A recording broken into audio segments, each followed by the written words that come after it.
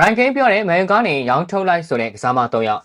ပြည်သက်များလုံးပဲမင်္ဂလာများ MT Daily Sport Page ကနေပြန်လည်ကြိုလိုက်ပါတယ်။မန်ယူအသင်းရဲ့ကနဝင်ကြီး ranking ကတော့ Chelsea နဲ့ပွဲစဉ်အပြီးမန်ယူအသင်းကနေရောင်းထုတ်တဲ့ကစားမ3ယောက်ကိုဖွင့်ရသွားခဲ့ပါတယ်။မန်ယူအသင်းဟာပြီးခဲ့တဲ့တနင်္လာညကစားခဲ့တဲ့ Premier League ပွဲစဉ်မှာထုံးစံအတိုင်း Chelsea အသင်းကိုရှုံးပေးသွားခဲ့ရပါတယ်။အဲလိုရှုံးနေခဲ့တဲ့အတွက်မန်ယူအသင်းဟာဒီရာသီ18ပွဲမြောက်ရှုံးပွဲနဲ့ရင်ဆိုင်ခဲ့ရတာဖြစ်ပြီးလာမယ့်ဗရုံးနေ့မှာစပါးနဲ့ Europa League ဘူလူပွဲကစားသွားဖို့ပြင်ဆင်နေချိန်မှာနောက်ထပ်ရှုံးပွဲထပ်တွေ့ခဲ့တာဖြစ်ပါတယ်။အဲလိုရှုံးနေခဲ့တဲ့ပွဲစဉ်ပြီးမှမန်ယူကနဝင်ကြီး ranking က Wyland မိုင်လူနဲ့ကာနာချိုတို့ကိုအသင်းကနေရောင်းထုတ်ပစ်ဖို့ပြောကြားသွားခဲ့တာပါ။အဆိုပါကစားမ3ယောက်ဟာ Chelsea အသင်းနဲ့ပွဲစဉ်မှာဆိုးရွားတဲ့ခြေစွမ်းကောင်းတွေကိုပြသသွားခဲ့ပြီးအသင်းအတွက်ဘာစွမ်းဆောင်နိုင်မှုမှပြုလုပ်နိုင်ခြင်းမရှိခဲ့ကြတဲ့အတွက်ကနဝင်ကြီးကအခုလိုမျိုးပြောကြားသွားခဲ့တာဖြစ်ပါတယ်။သူတို့မှာတိုက်စစ်မှုကောင်းတော့မရှိဘူး။ Wyland က Chelsea အတွက်ကလေးတယောက်လိုဖြစ်နေခဲ့တယ်။သူ့ပုံစံကအကယ်ဒမီကနေကွင်းနဲ့တန်းဝင်လာတဲ့ပုံစံပေါက်နေခဲ့တာပါ။သူ့ရဲ့ပြေးလွှားမှုတွေကမမှန်ကန်ခဲ့ပါဘူး။သူ့ရဲ့ဘောလုံးကင်ကစားပုံချိန်သားကိုက်မှုတွေကလည်းမှန်ကန်ခဲ့ပါဘူး။သူက Manchester United အတွက်ကစားပေးနေတဲ့တိုက်စစ်မှုဖြစ်ပြီးဂိုးကန်ချက်တစ်ချိန်လောက်ရရင်တောင်မှကျွန်တော်တို့ကသူ့ကိုယုံကြည်မှုပို့ပြီးလိုအပ်တယ်ဆိုပြီးဖာထေးပေးလို့ရပါသေးတယ်